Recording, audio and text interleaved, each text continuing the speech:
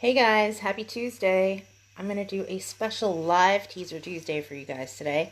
Um, I finished one of the three storylines in The Last Dreamer yesterday, and I'm really excited because that means I only have two more to finish, and then the book is done. So, since we're actually getting close to beta reading, and I will soon be posting asking if anyone would like to beta read again. I know some of you did last time. I'm going to read the prologue and the first chapter of The Last Dreamer. Hi, Cassandra. How are you? So this is The Last Dreamer, Ethereal Realms, Book 2. Prologue. What is it to be star-crossed? It is an astrological phenomenon occurring when there is a fault in one's celestial chart. The stars align awry. The hand of destiny guides us towards something, or someone. The draw is irresistible. One cannot breathe, cannot sleep, cannot live without it. But this thing we desire most in the world is destined to lead us to disaster. You may struggle against fate. You may strive and persevere until the bitter end, but you will be thwarted. It is etched in the stars. No one can rewrite their stars. No one holds their fate in their hands when such a fault exists. The Book of Celestial Phenomena, Morgane Vervain. Chapter 1. Captivity. Morgane, Court of Sky. The two captives knelt in the sparkling marble courtyard of the Sky Tower. They were shackled at the wrists and ankles, bloodied and bruised, but both still alive. Morgane should have had them killed on the field in the Valley of the Ancients. She hated leaving loose ends. They had a tendency to unravel the best laid plans at the worst possible time. But she was bound by a promise that she dare not break. A geese, as the Fae like to call their magically bound agreements. So here they were.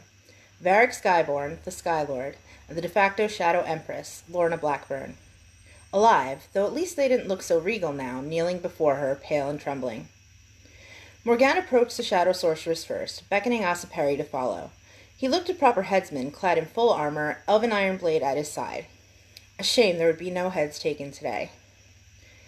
Lorna Blackburn, next in line for the succession of the Throne of Shadows, do you forsake your claim to the crown? Will you restore your lands to the rule of the Great Mother Xenia? Lorna did not answer at first. Her gaze tracked to Asaperi and his blade. The elf stood erect, the cords of his sinuous muscles flexed in anticipation. She swallowed. Her eyes were hard and dark when she met Morgane's gaze.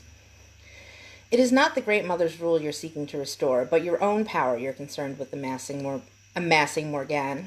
She set her jaw in a stubborn frown and did not look away, even when Morgane's eyes blazed with fury. So you would rather die than admit defeat? Morgane drew her finger along the slender curved blade Asaperi held. At her touch, tiny blue sparks cascaded across the sword. Perhaps you're more like your sister than I thought. Lorna stiffened at this comparison to her dead sister, but held her tongue. Yield, Lorna, just yield, the Sky Lord who knelt behind her hissed. Morgane shot him a sharp look. Your time will come to yield soon enough, Varric Skyborn. Now hold your tongue. Varric bowed his head, slumping forward. Morgane thought he might be... Were those tears the Sky Lord was shedding for the Shadow Empress? How pathetic. Morgane cast her gaze back at Lorna, who set her chin and shook her head. You use the Legion Queen, Arianette, as your figurehead, but you never intend to let her rule, do you? Will you kill her too in the end? Beware, Morgane. We've all seen what she can do to those who cross her. She's not the same girl who crossed the veil. Morgane laughed, a touch of bitterness entering her voice. I'm touched that you're concerned for my well-being, given your own situation, but don't worry, I can handle a whelp like Arianette. If this were true, Varric and I would be dead already. Did she geese-bind you, Morgane, Queen of the Elves? Lorna asked. Asaperi, get her up, Morgane snarled, annoyed that Lorna had so aptly read between the lines of the situation. Asaperi did as he was bidden, hauling Lorna to her feet, irons clinking. She struggled not to collapse beneath the weight of the chains, but Asaperi kept her erect. Yield the Court of Shadows to me, and I'll let you go free, Morgane repeated, bringing her face close to Lorna's. Magic leaked off her, smelling of silt and earth, rain-drenched fields, and crackling lightning. The Shadow Sources fended off the power. I choose death over dishonor, Lorna announced. Her chains jangled as she pulled her gold-streaked dark hair aside to reveal the slender curve of her neck. Morgane studied her, exhaling slowly. These Shadow Fae were trouble, the whole lot of them. They had rebuked all her attempts to win them over in the days since the battle. Their army was massive and powerful, even after the losses they'd suffered in the Valley of the Ancients, and Morgane did not know who was currently in charge of that court, reigning in Lorna's stead. That was yet another mystery, yet another loose thread. But Lorna was full-blooded Fae nobility. Released to her own devices, the Empress would be a banner for the Fae to rally around, and Morgane did not want that any more than she wanted a martyr. She could not afford to let Arita Blackburn's sister rise to power. That was clear. No, Morgane said sharply. Death is not an option, but pain is. Take her back to the dungeon, Asiperi. Let the wolf shifters have their way with her. Remind them what her sister did to their families. Perhaps then she'll realize the throne is not as valuable as she thinks. Morgane flicked her wrist in the direction of the gates to the Sky Court dungeon. Asiperi gave a curt nod and shoved Lorna from behind. The Shadow Empress stumbled, her knees cracking against the flagstones. He yanked back her arm and dragged her back towards the dungeons. Morgane gazed at the horizon for a moment, watching the hippogriff soar against the backdrop of the mist-enshrouded mountains. This part, at least, should be easier. The Sky Fae had never had the spirit of their shadowy brethren. She turned to face Varric Skyborn. Now, Skylord, she murmured, floating closer, I do hope this will go more smoothly. You've nothing left to lose, so we ought to be able to strike a bargain, Like Lorna, he was shackled, and Morgane had cast a dampening spell to keep his magic in check. She watched him strain against his bonds, both physical and ephemeral. So what are we going to do with you, she asked, taking his chin in her gnarled hand and forcing Varric to look into her pale green eyes. Just kill me, Varric spat. There's nothing left for me anyway. Morgane rolled her eyes at his dramatics. He had always been spoiled and a sore loser. She remembered him as a child. He ought to be praising her kindness. She hadn't killed him, after all. Instead, he was whining. Varric Skyborn hadn't changed much over the centuries. I won't lie. I'd planned on gutting you with an elven blade. Alas, your friend the Shadow Sorceress guessed correctly. I made a promise. I'm geese-bound to let you live. Varric's eyebrow lifted. Morgane noticed that the expression made him wince, though he tried to conceal it. Her guards had left him with quite a few bruises, but the wound around his left eye was something truly special. Had he been immortal, Morgane suspected his entire skull would have caved in. A promise? Varric echoed. Morgane nodded, steepling her fingers.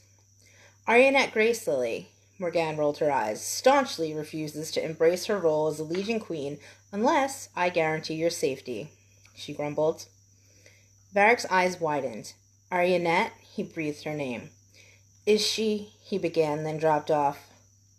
Alive? Yes, she's safe in your brother's arms, Morgane said with a smirk, choosing words that cut deep.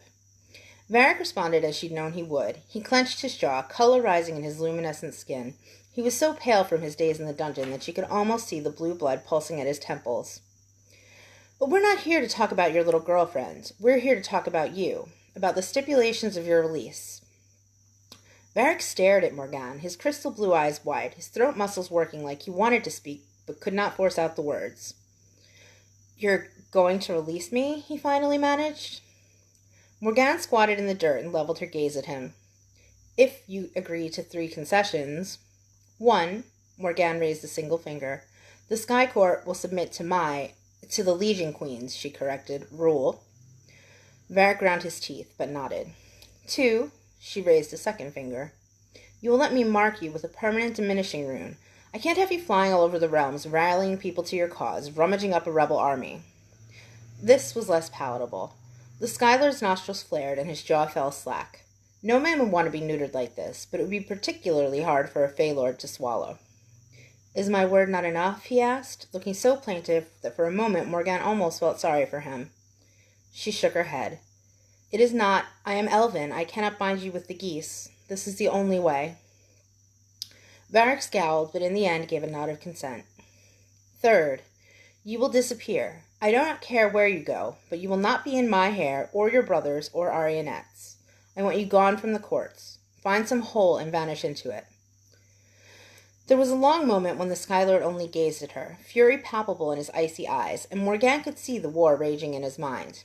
Captivity for the Sky Fae was a fate worse than death, but these were harsh terms and hard to swallow. When at last he spoke, he conceded. Fine, he growled. Morgane smiled a small, secret smile. With Varric freed and the Blackborn witch alive, she had kept her promise to Arionette. The girl would have to submit to the next step in Morgane's plans. The Court of Flames would be hers soon enough. She uttered a single word, and the chains that bound the Skylord fell away. Then she took his wrist in her left hand, and with her right traced a pattern on the flesh. The binding root glowed faintly as it absorbed Varric's magic and locked it away. Go now, then. Take nothing but the clothes on your back and disappear, Skylord. Thank you all for joining me. I hope you enjoyed that. Yeah, as I kind of edit this, I'll probably do a couple more chapters here and there. I don't want to do any spoilers, though. But have a great Tuesday, and I'll see you all soon.